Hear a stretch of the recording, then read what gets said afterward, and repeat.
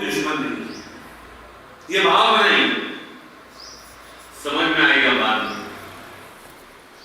बचपन में अभी तो क्या व्यवस्था बदल गई, लेकिन जब मैं छोटा था तो अगर गलती हो जाती थी तो माँ के हाथों से पिटाई हो जाती थी, गुरुजी पिटाई कर देते थे, जब बहुत बुरा लगता था।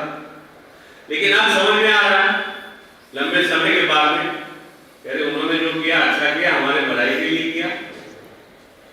वही बात याद में कई बातें पसंद नहीं आती।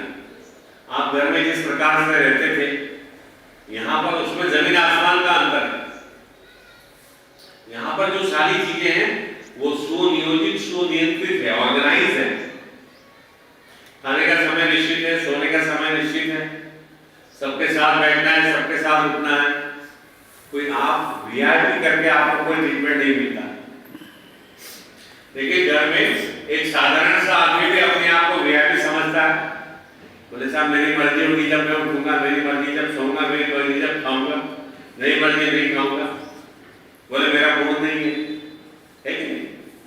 लेकिन यहाँ वो मामला नहीं है। यहाँ हमने ये सूत्र अपनाया है कि हमारी जो दिनचर्या है सुबह 6 बजे से लेकर रात को 10 बजे तक के, वो सुनियोजित, सुनियंत्रित होगी। हर बात, हर काम समय पर होगा। मन में अगर आपके भाव है कि नहीं मेरे इनके लिए कोई मेरा दुश्मन नहीं है, तो आप उसको आत्मसात कर दोगे। और नहीं तो बोले मैं सुबह जल्दी क्यों उठूं, मैं ड्यूटी क्यों करूं, मैं ये खाना क्यों खाऊं, तो आपके मन में द्वंद्व पैदा होगा, आपका मन बढ़ जाएगा।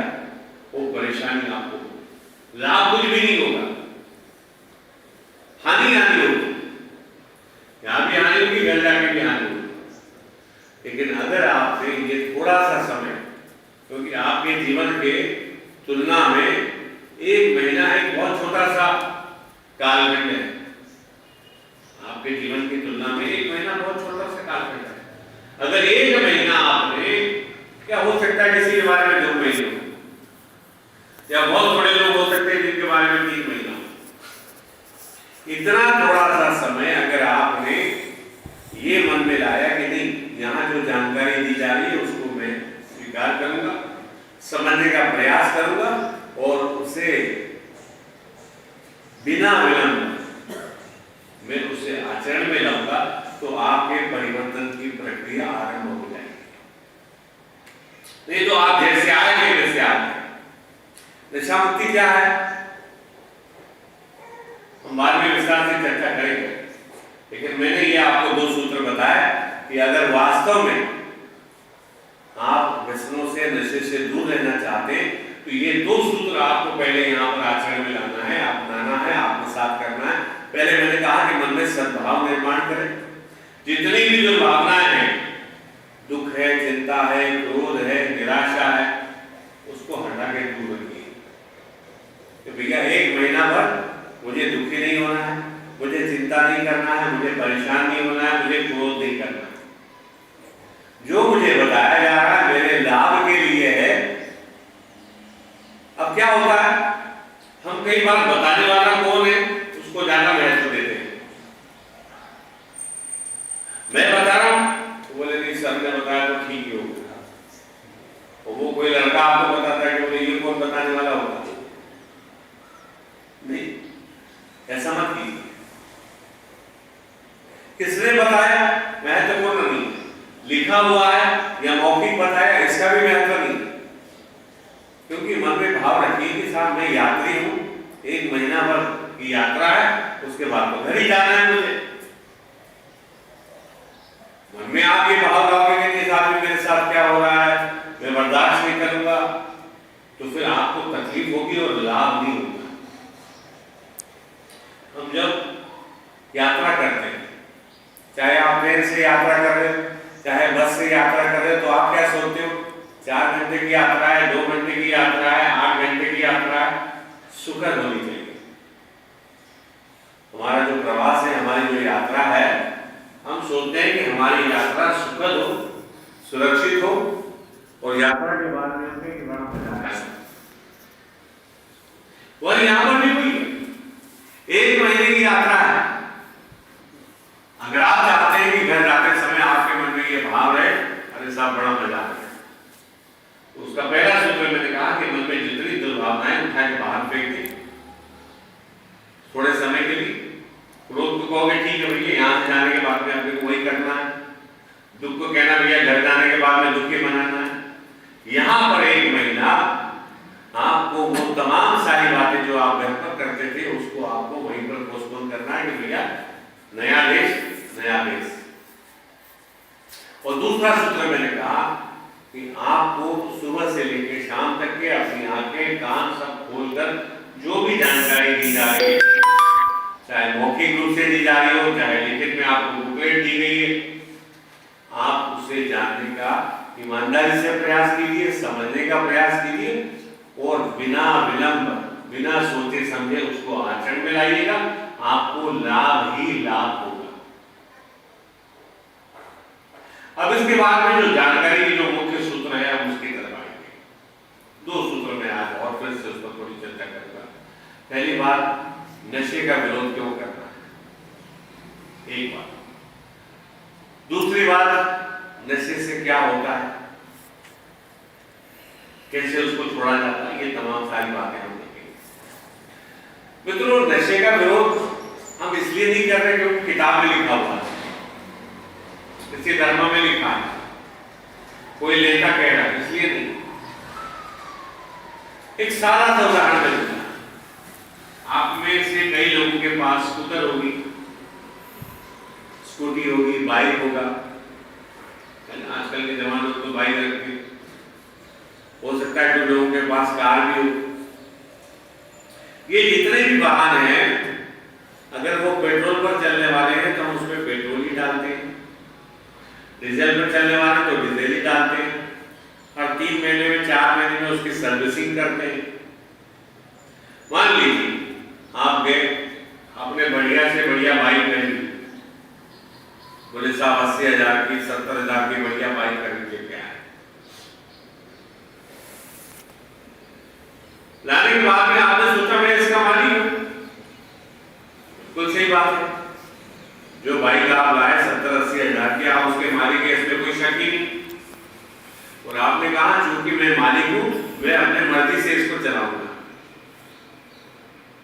और आपको 2-4 दोस्त बोले पेट्रोल कितना महंगा है, बर्बाद थोड़ी होना है, अपने को गाड़ी चलानी है, अपने को घूमना है इधर से उधर। अपन अगर महंगा पेट्रोल डालेंगे तो दीवार निकल जाएगा। तो किसी दोस्त ने आपको कहा कि बोले भैया मिट्टी का तेल डाल के चलाते हैं, रॉकेट डाल के चलाते हैं, पैसा बचेगा। आप सब लोग की कमजोरी क्या है कि आप मित्रों में बैठते हैं, है ना, और जो वो आपके कान में डालते हैं आपको सही लगता है, और उनके विरोध में जो बोलता है वो आपको दुश्मन लगता है।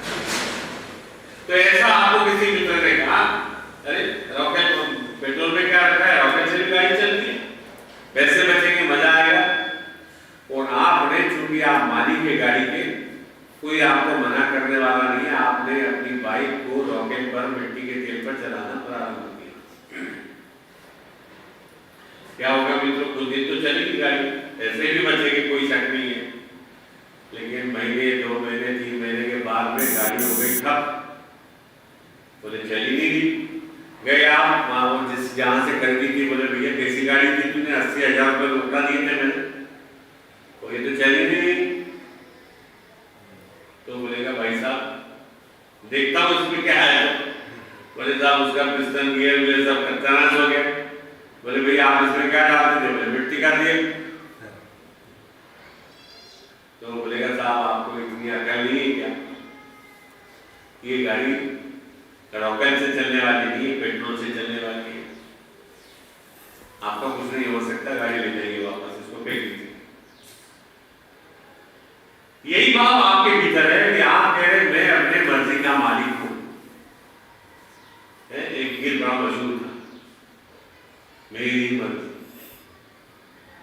मैं उदाहरण इसलिए आपको दे रहा हूं क्योंकि पता है, अरे गोविंदा नाम के हीरो थे, उन्होंने गाया हुआ एक गीत था फिल्म में, मेरी मर्जी। वैसे आप सबके मन में भाव है, गहराई से बैठा हुआ मेरी मर्जी।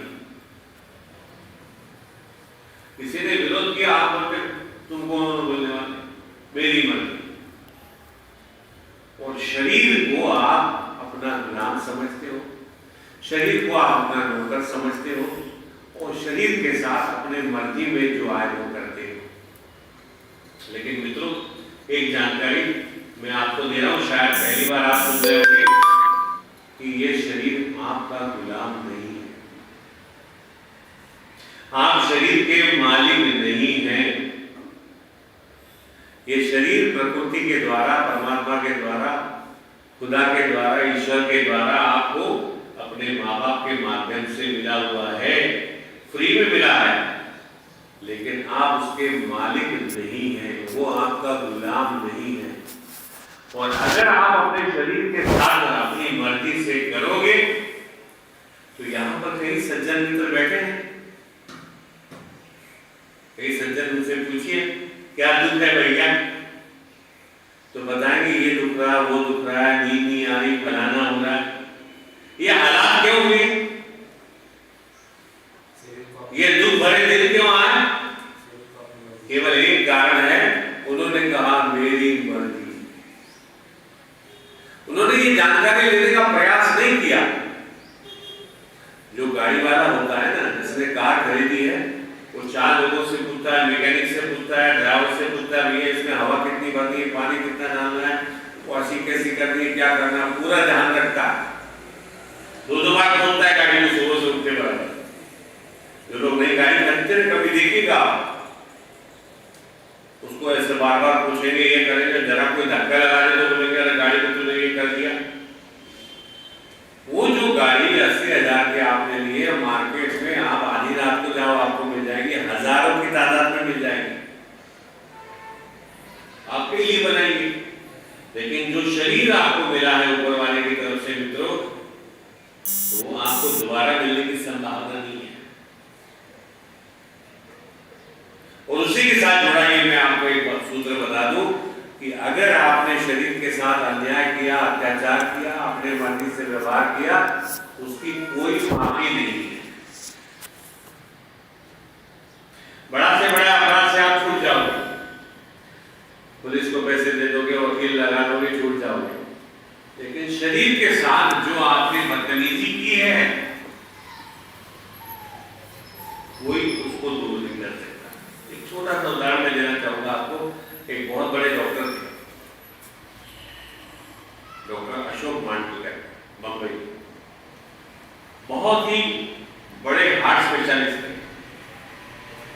हृदय रोग तज्ञ, हजारों लोगों के उन्होंने 17 ऑपरेशन किए थे, बहुत ही मशहूर डॉक्टर, बहुत अच्छे डॉक्टर थे, इसमें कोई डाउट नहीं। लेकिन जो सूत्र है शरीर का, जो शरीर के नियम है, उन्होंने एक मन में सोचा कि मैं बहुत बड़ा हार्ट हॉस्पिटल बनाऊं, वहां पर ज्यादा से ज्यादा लोगों का इलाज हो सके, इसके लिए तो जमीन खरीदना, पैसा इकट्ठा करना, इसमें वो बहुत ज्यादा परिश्रम करने लगे। अब शरीर की अपनी मर्यादा है, भैया 8 घंटे करो, 10 घंटे करो, 12 घंटे करो काम, उसके बाद में आपको आराम विश्राम जरूरी है। खान पान करना, कैसे रहना, सब नियम बने हुए हैं। विज्ञान जो है, मेडिकल साइंस जो है, डॉक्टर आपको वो शरीर के नियम बताता है। डॉक्टर कोई परमात्मा थोड़ी है। डॉक्टर क्या है?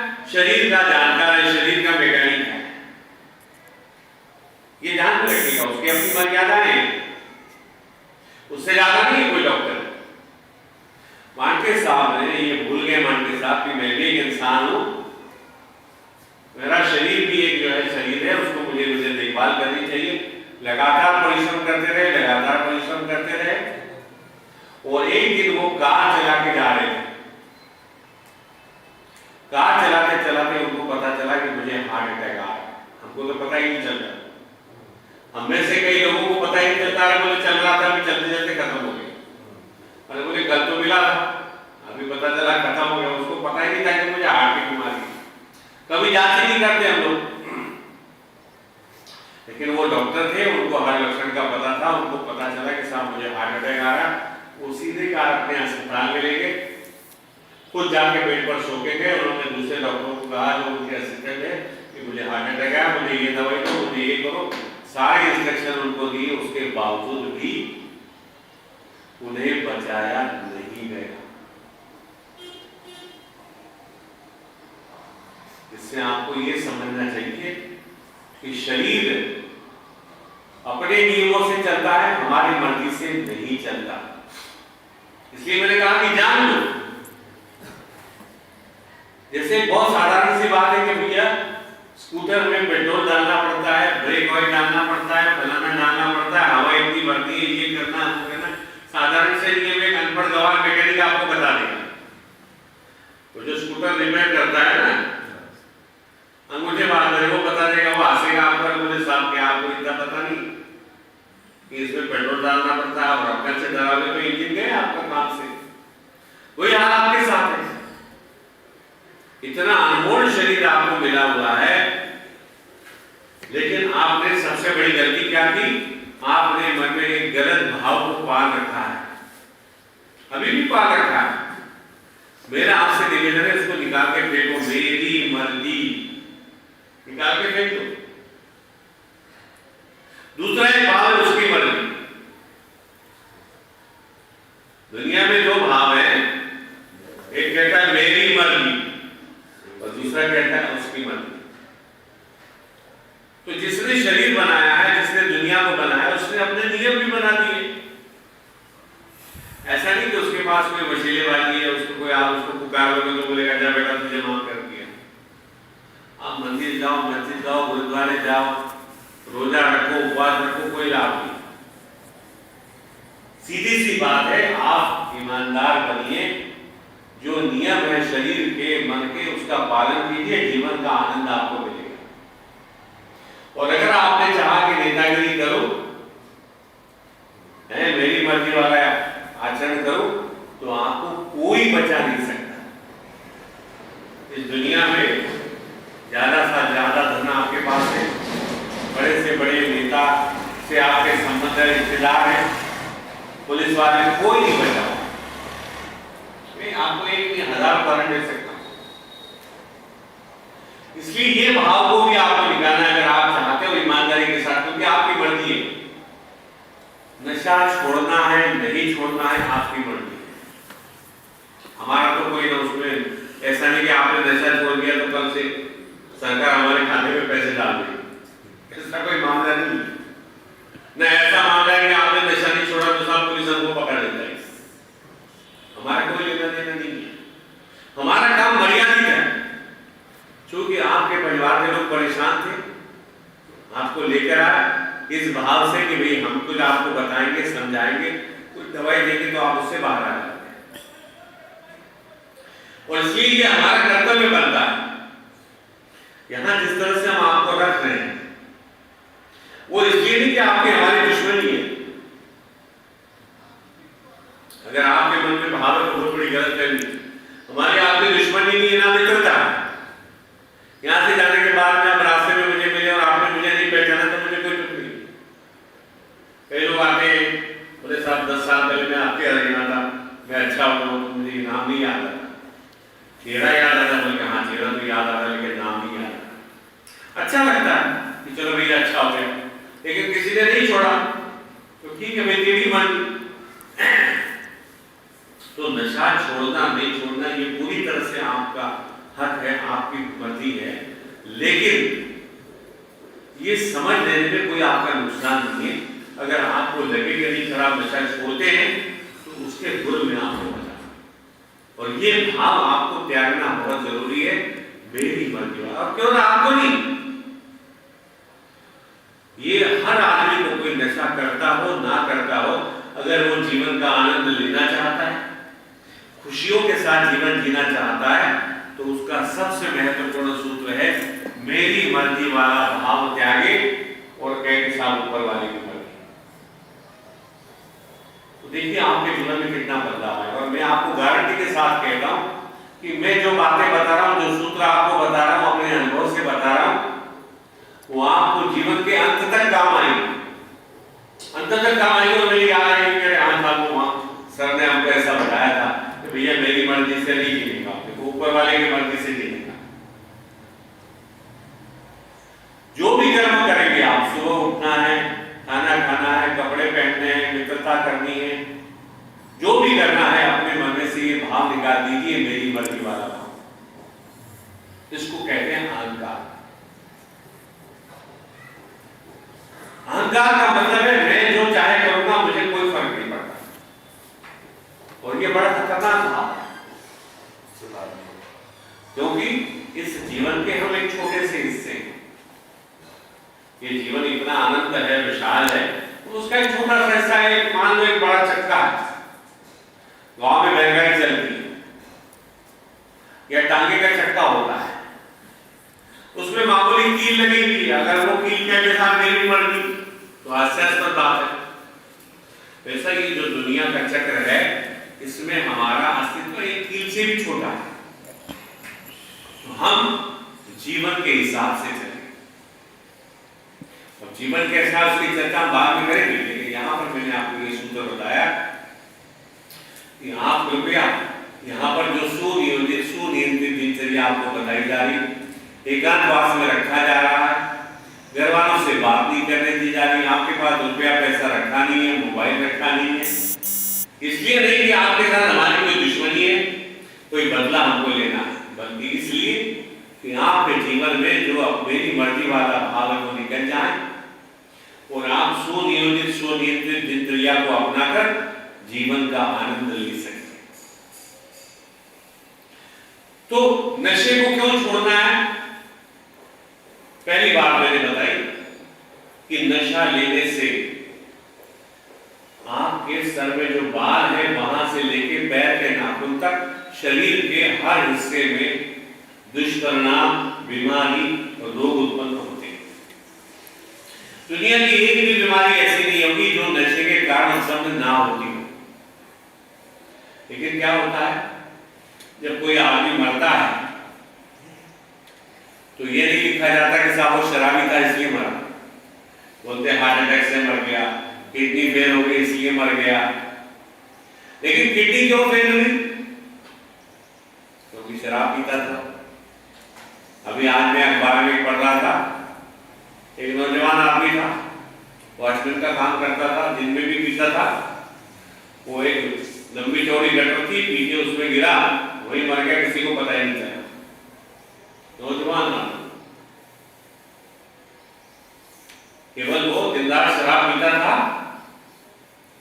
शराब पी के नाले में गिरा होगा, क्योंकि वो गटर जो थी, नाली जो थी लंबी चौड़ी थी, पानी ज्यादा रहा होगा उसमें, शराब ज्यादा पी थी, बेहोश था, तो वही डूब के मर गया। किसी को पता ही नहीं चला। 2 दिन के बाद में जब लोग ढूंढने लगे तो पता चला सामने नाली में ऊपर उसकी जो है प्रेत उसका बाहर आया हुआ, बॉडी उसकी बाहर आई। तो नशे से दूर इसलिए होना है मित्रों आपको, क्योंकि उससे लाभ किसी भी प्रकार का नहीं है, हानि हजारों प्रकार की है, आप उसकी तुलना नहीं कर सकते। लाभ एक भी नहीं, भ्रम जरूर होते हैं। लाभ क्या भ्रम होता है कि नशा करने से, शराब पीने से रात को बढ़िया नींद आती है, बहुत बड़ा भ्रम। आप में से पता नहीं कितने लोगों ने इस कारण से लिया होगा, लेकिन मेरा अनुभव है कि शराब पीने का एक बड़ा कारण ये होता है, लोग कहते हैं मुझे नींद नहीं आती थी, किसी मित्र ने कहा थोड़ी सी पिया करो, बढ़िया नींद आती, पीना शुरू कर दिया। पूरे थोड़ा सा पी लेने से बढ़िया भूख लगती है, उसके लिए शुरू कर दिया। कुछ लोगों को लज्जा लगती है, संकोच लगता है, भय लगता है, बोल नहीं पाते, थोड़ी सी पी तो शेर हो गए। वो हमारे को एक कहानी बता दी, भले यूरोप के देश की कहानी है, एक छोटा सा गांव। अब यूरोप में क्या होता है कि 6 महीने बहुत सर्दी पड़ती है, 6 महीने ठीक ठाक मौसम रहता है, समर मौसम यानी गर्मी का मौसम, और 6 महीने कड़ाके की ठंड पड़ती है, बेहिसाब ठंड पड़ती है, आप लोग कल्पना नहीं कर सकते। तो जब वसंत ऋतु आता है, गर्मी का सीजन शुरू होता है, तो लोग थोड़ा घूमने फिरने जाते हैं। तो वो यूरोप का एक परिवार था, मार्च महीना अप्रैल महीने शुरू हुआ, उन्होंने तय किया कि चलो भैया पूरा परिवार घूमने जाता है, 3-4 लोग थे घर में। अब यूरोप में थोड़ी बहुत शराब पीना बुरी नहीं मानते, सामाजिक समारोह में थोड़ी बहुत शराब पीना बुरी नहीं मानते। तो वो उनके यहाँ पर भी मेरा उनके फ्रिज में विस्की रखी हुई। अब वो जाने की गड़बड़ी में विस्की की बोतल टेबल पर छोड़ के चले गए। जाने की गड़बड़ी में विस्की की बोतल टेबल पर रहेगी और वो परिवार ताला लगा के प्रवास को चला गया, यात्रा को चला गया, घूमने चला गया। अब वो घर में बड़े बड़े चूहे थे। जैसे चूहों को पता चला कि भैया घर में कोई नहीं है, तो उन्होंने उधम करना शुरू कर दिया, दौड़ने लगे, भागने लगे इधर से उधर। उनको जल्दी पता चल जाता है चूहों को कि कोई नहीं है। अब वो चूहों के दौड़ भाग में वो जो विस्की की बोतल थी वो जमीन पर गिर गई तो फूट गई, फूट के विस्की जमीन पर फैल गई, फर्श पर फैल गई। अब उसकी एक मीठी मीठी गंध आती है। शराब की गंध होती है, बहुत तीव्र होती है। आप मुझसे ज्यादा जानते हैं कि शराब किसी भी प्रकार की शराब हो, उसकी अपनी विशेष गंध होती है और वो बहुत तीव्र होती है, दूर तक फैल जाती है। वैसे वो चूहों को गंध आई, 3 बड़े बड़े चूहे थे, वो दौड़े और उन्होंने दे दनादन विस्की पी। एक पूरी बोतल विस्की की 3 चूहे पी गए। अब क्या हाल हुआ? पहला चूहा कहने लगा कि अरे यार, हमारे मालिक अगर घूमने जा सकते हैं तो मैं क्यों नहीं जाऊं? बोले मैं भी टूर पर जाता, मैं भी दुनिया की सैर करता। दूसरा चूहा बोला मुझे सैर सपाटे का कोई मजा नहीं आता, मुझे पसंद नहीं है सैर सपाटा। बोले इलेक्शन आ रहे हैं, मैं सोच रहा हूँ चुनाव में खड़ा हो। तीसरा चूहा बोला जाने दो यार, ये सारी फालतू की बातें, ना मुझे यात्रा में कोई मतलब है, ना मैं सैर सपाटे पर जाना चाहता हूँ, ना चुनाव में मुझे कोई दिलचस्पी है, मैं तो थोड़ा रोमांटिक हो चुका हूँ। बोले जो काली बिल्ली है ऊपर बैठी है वो मेरी, उसको मैं गर्लफ्रेंड बना के जरा रोमांस करता हूँ। तो ये वास्तविकता है कि बिल्कुल काली पहलवान आदमी को आप शराब पिला दो, ऐसी बातें करेगा जैसे दारा सिंह पहलवान। जब एक चूहा बिल्ली को गर्लफ्रेंड बनाने की बात कर सकता है शराब पीने के बाद में, तो शराब पीने के बाद में आदमी कुछ भी कर सकता है। तो नशीली चीजों में एक बहुत बड़ी बात यह है कि वो मनुष्य के मन में भ्रम पैदा करते हैं। जो नहीं है वो दिखाई देने लगता है, जो वास्तविकता नहीं है उसका एक मायाजाल सामने खड़ा हो जाता है। और इसलिए मनुष्य का मन अगर उसका शराब से नशे से परिचय हो जाए तो बार बार उसकी मांग करता है और नशा करने वाला व्यक्ति की दुनिया अलग हो जाती है, वो मानने को तैयार नहीं होगा। हाँ, उसको कहोगे शराब के बुरे मानो, लेकिन नहीं, ऐसा कुछ नहीं। तो ये नशे की एक खासियत आप समझ लीजिए कि अगर नशे के प्रति आपके मन में आकर्षण है, उसका कारण यह है कि नशीली चीजों में भ्रम करने की शक्ति बहुत ज्यादा होती है, लेकिन लाभ कुछ भी नहीं। कभी आपने सुना है कि भैया वो फलाने गांव में एक बहुत बड़े शराबी आदमी का पुतला लगा, बोले ये सबसे बढ़िया शराबी आदमी है। शराब पीने वाला, नशा करने वाला आदमी, जो उसके करीबी लोग हैं, उनको नशा करने देने नहीं चाहता। अगर नशा अच्छा है, शराब अच्छी है, मान लिया, तो क्या आप अपनी प्रेमिका को, अपने पत्नी को, अपने बच्चों को खुलेआम नशा करने के लिए तैयार है? कोई नहीं तैयार होगा। आपकी बीवी आ जाए आपके साथ में, बोले चल दोनों मिलकर मिलते हैं, तो आपको कैसा लगेगा? आपके बच्चे कहें कि पापा हम भी पीते हैं आपके साथ में। आपकी गर्लफ्रेंड आपके प्रेमिका कहेगी यार तुम क्या पीते हो, मैं भी पीती हूँ तुम्हारे साथ में। नहीं, आप बर्दाश्त नहीं करोगे, क्योंकि आपको ये पता है कि साहब वो वैसे अच्छी नहीं है, लेकिन आप कमजोर हो चुके हो, इतने कमजोर हो चुके हो कि वो बुरी होने के बावजूद भी आप उसको छोड़ नहीं सकते। ये कैसा होता है उसकी चर्चा मैं बाद में करूंगा, लेकिन यहां पर एक बात आप ध्यान में रखिएगा कि नशे से आपको किसी भी प्रकार का कोई लाभ होने की दूर दूर तक कोई संभावना नहीं, कोई संभावना नहीं। जो भी आपके मन में भ्रम थे उससे आपको मुक्त होने की संभावना आवश्यकता है। जैसे मैंने कहा कि शराब पीने से क्या नींद आती है, शराब पीने से भूख लगती है, शराब पीने से सर्दी गायब हो जाती है। नहीं, ऐसा कुछ भी नहीं, बल्कि एक बढ़िया मुझे इस पर जोक याद आया कि 3 मित्र थे। 3 मित्र थे, बहुत गहरे मित्र थे। एक था राजा, एक था सेनापति और एक था प्रधानमंत्री। तीनों बहुत शराब पीते थे, बढ़िया आराम से मस्ती के साथ। अब इसका परिणाम क्या हो रहा था? राजपाट सब चला गया, तीनों निकम्मे हो गए, न राजा न सेना में न गुजरात। लेकिन पीने की आदत उनकी छूटी नहीं, तो रोज सुबह शाम मिलते थे, बैठ के साथ पीते थे।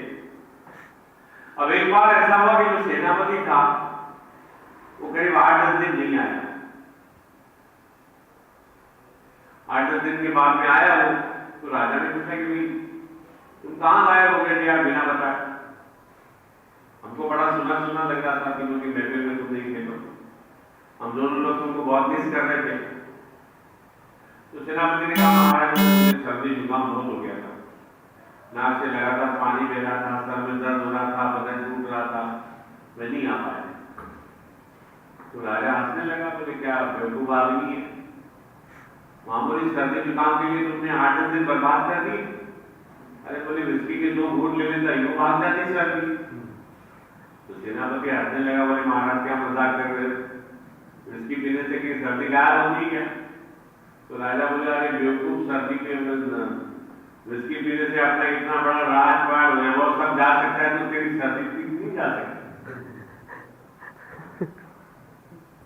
खैर मतलब मैं आपको ये बताना चाहता हूं कि आपके मन में जितने भी भ्रम है कृपया उनको जांचने का प्रयास कीजिए। नशे से कोई लाभ नहीं होता, बल्कि एक भी हानि ऐसी ना। मैं आपको ये हजारों उदाहरण दे सकता हूं कि नशा करने से बड़े बड़े लोग मिट्टी में बचे। एक आज का आखिरी उदाहरण देकर मैं आज का ये संबोधन समाप्त करना चाहूंगा। महाराष्ट्र में एक बहुत बड़े बैरिस्टर थे, एक बहुत बड़े बैरिस्टर थे, कांग्रेस के नेता थे। और ये उस समय की बात है जब इंदिरा जी प्रधानमंत्री।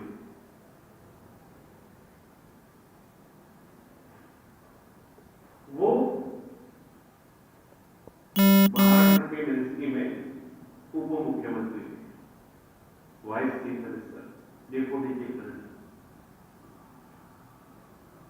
और त्रिपुरे जो थे वो मुख्यमंत्री। तो उनका इतना बजट था कि सब लोग मानते थे कि आगे भविष्य